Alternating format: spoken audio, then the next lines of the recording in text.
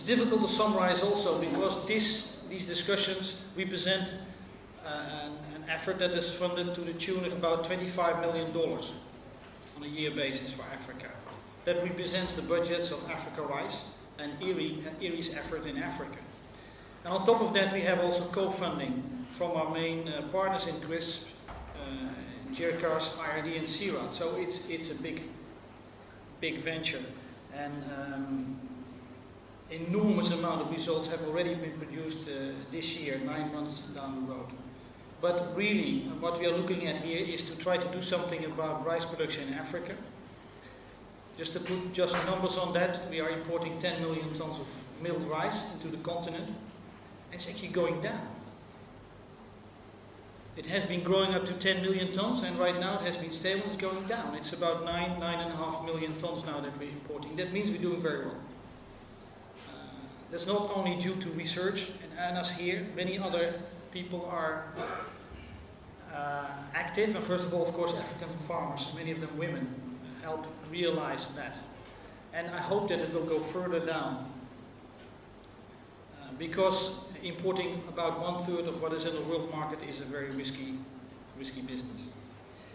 And I hope that I convinced you yesterday that Africa has the potential to do something about it, because it has the land and the water resources definitely to close that gap between supply and demand. GRiSP is all about linking people and linking their work. And GRiSP there are 5 research themes. Theme 1 and 2 are all about genes and varieties. Theme 3 is about good agronomy, trying to realize the potential of those varieties. Theme 4, Melissa, is about the value chain and the grain quality aspects of rice. It's a new theme for AfricaRice, honestly. But we are going to build it up, because they do a big effort to make that a very important theme within our research portfolio, together with IRI and all our partners. Because to make rice competitive in Africa, we need to work on quality. Quality is enormously important, and it's actually the first thing you think about when you think backwards from the market to the field. So GRiSP is all about linking people across these thematic lines, theme 1, 2, 3, 4, and of course 5, the policy and the impact issues. We have said many times here also that's not enough, especially not in Africa, where we have a tremendous possibility to create leverage, because Africa is so huge, by working with the national systems. National systems, first of all, the national research systems, but it also means the universities.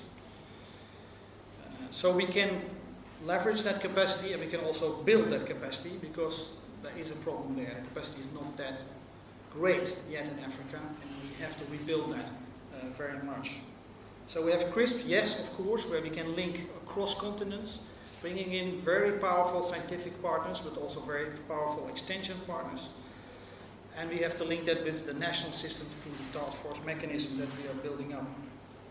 Linking through themes, yes, but also linking across the value chain. And that is, I think, the third mechanism we have talked about, and that is the idea of setting up rice sector development hubs in Africa. I'm very proud that we have set up 2 already this year with Syngenta Foundation funding, where we try to get it right, getting it right across the value chain.